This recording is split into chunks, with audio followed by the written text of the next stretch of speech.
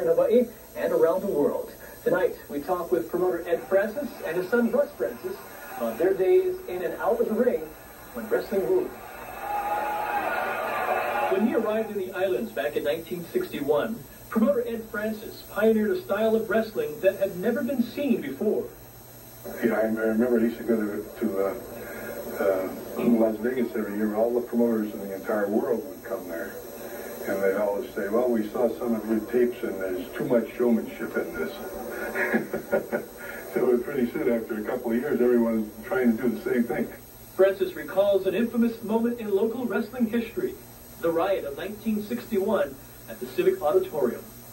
Everyone went crazy in the arena and the place was sold out.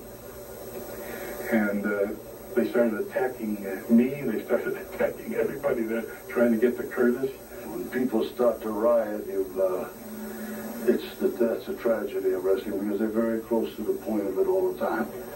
Because you're actually you're fooling with people's emotions. Ed's son, Russ Francis, a former All-Pro tight end for the New England Patriots, recalls those less than quiet evenings at home when wrestlers would come over for dinner. There was some bad blood between some of them, and that erupted at home a couple of times where people went through a screen, out onto the patio, through a wall, and I'm not exaggerating. And Dad said, well, we can't invite that guy back to the house again. Although he only wrestled during the off-season, Russ says the experience eventually took its toll. Got so banged up and so bruised up as the preseason was getting ready in training camp with the Patriots, I said, enough is enough. I can't get banged around in football for 6-7 months and go wrestle.